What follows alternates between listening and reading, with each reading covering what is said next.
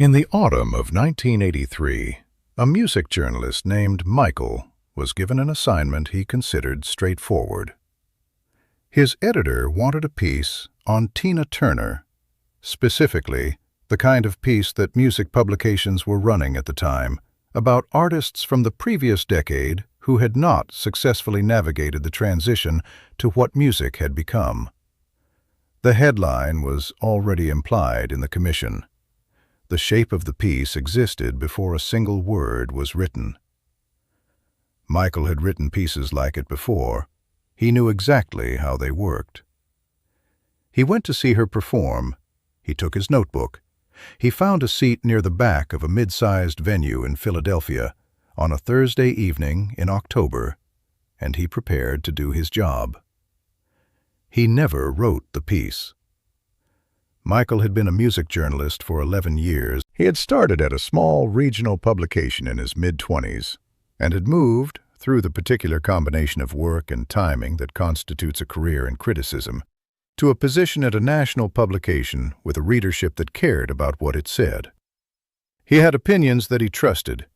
He had a prose style that he had developed through a decade of attending concerts and attempting to put into language what happened in rooms when music was played in them. He also had, after 11 years of doing this, a particular relationship with certainty. The certainty of someone who has attended enough concerts to believe that he can predict, in the first 15 minutes of a performance, whether the evening will produce anything worth writing about. He was not dismissive by nature. He was simply experienced. He knew what things were. He thought he knew what Tina Turner was. The assignment had been framed clearly. The editor wanted something reflective, a piece that placed Tina Turner within the larger narrative of what was happening to artists from the 1970s in the current landscape. The music industry of 1983 was oriented toward what was new, towards synthesizers and the specific, angular energy of acts that had no relationship to what a decade earlier had been called soul or R&B in the sense Tina Turner embodied it. The radio had moved, the labels had moved, the conversation in the industry had moved. The narrative that presented itself, looking at Tina Turner in 1983, was one that the publication had run versions of before with other names. A significant artist, once at the center of the conversation, now peripheral to it. Working smaller venues, playing to an audience that was, the industry consensus suggested, composed largely of people looking backward rather than forward. Michael had read the advance material. He had reviewed the recent critical coverage. He had formed a view. He took the train to Philadelphia with his notebook and his view already intact, and he sat in the back of a venue that held approximately 1,800 people, and he waited for confirmation of what he already knew. The venue was nearly full. He noted this without adjusting his thesis. Full rooms at smaller venues were not evidence that a career was thriving. They could mean many things. He remained where he was, and he kept his notebook open, and he waited for Tina Turner to walk onto the stage. She walked onto the stage. Michael noted the entrance. He noted the crowd's response, immediate, total, the kind of response that a room gives when it has been waiting for someone who earns that response before she has done anything. He noted the stage presence, the specific physical command of someone who has been doing this for 25 years and whose body has learned to occupy a performance space the way water occupies a vessel, completely, without visible effort. He wrote, "Solid entrance." He underlined it and moved on. The first song began. He listened with the portion of his attention he always allocated to listening, significant but not total, because total attention was not what the job required. The job required assessment. You listened and you assessed. You maintained the professional distance between experience and analysis that allowed you to translate one into the other. The first song ended. He had written 3 lines. He was still in his thesis. He was still in control of what this evening was. The second song began, and then the third. The crowd around him was doing what crowds do when something is working, leaning forward, giving itself over, the gradual relinquishment of the individual back into the collective that happens when a performance reaches the threshold of something true. Michael noted this. He remained where he was in his assessment. He kept writing. The fourth song was Proud Mary. He had heard Proud Mary before. He had written about it before.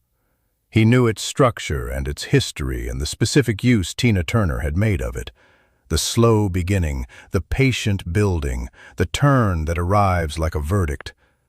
He knew all of this. He had known it walking in. What he had not known, what he could not have known from his advance reading or his 11 years of covering concerts, or the view he had formed on the train from New York, was what it would be like to be in a room of 1,800 people when Tina Turner sang it at that particular moment in her life. The song reached its turn, the tempo shifted, the band locked in, and Tina Turner, 44 years old, 8 years past the period when the industry had written her future, did something with her voice and her body and whatever it is that a performer accesses when they are fully inside what they are doing and no longer aware of the distinction between themselves and the performance. She filled the room. Michael became aware at some point in the following 2 minutes that he had stopped writing. Not because he had run out of things to write, because something had happened in the room that was incompatible with the act of writing about it. The writing required the distance. The distance was gone. Something had crossed it. Something that did not care about his 11 years of professional experience, or the advanced material he had read, or the thesis he had formed on the train. And it had crossed it without his permission and without any warning that it was coming. He sat with his pen against the page, and he listened. The page stayed blank. He stayed in his seat through the end of the show. He stayed as the crowd emptied, the particular sound of an audience dispersing, talking to each other with the specific animation of people who have just shared something they are going to be remembering for a while. He sat in the thinning venue as the house lights came up and the stage crew appeared and the evening began its dissolution into the ordinary. He looked at his notebook.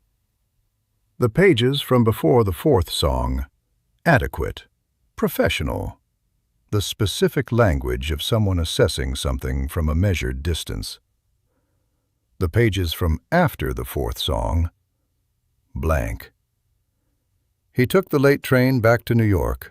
He sat at his desk that night and opened the notebook and looked at what was in it, and then at what was not in it. He put a piece of paper in his typewriter.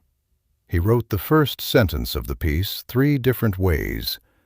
Each version said, in slightly different language, the same thing.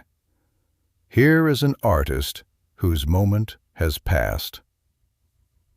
He could not make any of the versions true.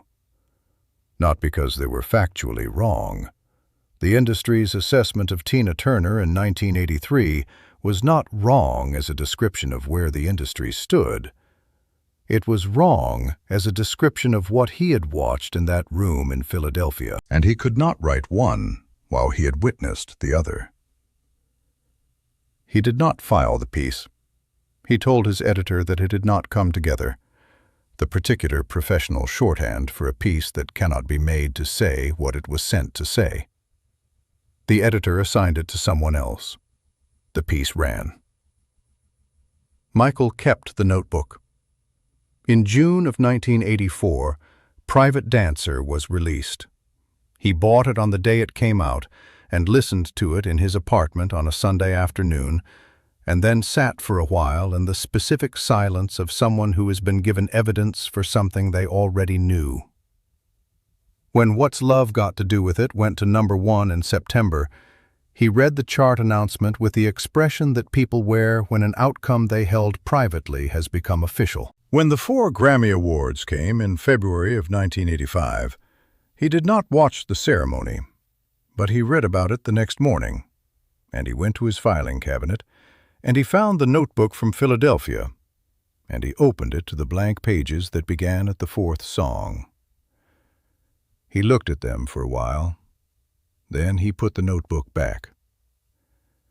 He has written about Tina Turner several times since, in pieces that said, in the careful language of professional admiration, what he was not able to say at his typewriter in the early hours of an October morning in 1983. He has said in those pieces that she represented something specific about what talent looks like when it operates independently of what the industry decides about it. That there are performers whose work exists on a different register than the one the industry uses to measure these things. That the measurements are useful, but insufficient. What he has never written, in any piece and in any publication, is the specific reason he never filed the piece in 1983.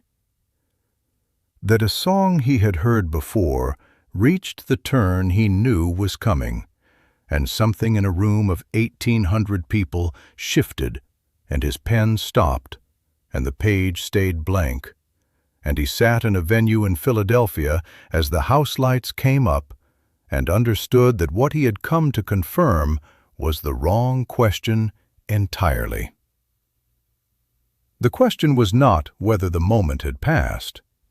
The question was whether he had been present enough to see what moment was actually in the room.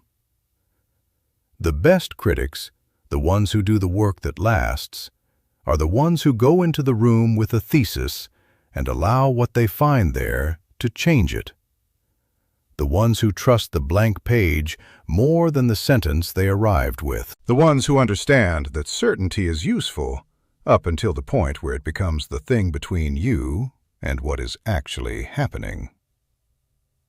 Michael went into a room in Philadelphia with a finished piece. He came out with a blank notebook and a different understanding of what he was doing. Tina Turner did not know he was there. She did not know what she undid. She simply did what she did in every room she entered. She filled it. If this story reached you, share it with someone today. Subscribe to this channel. Leave a comment. Has something ever completely undone a conclusion you arrived with? We tell these stories because they deserve to be told. We'll see you in the next one.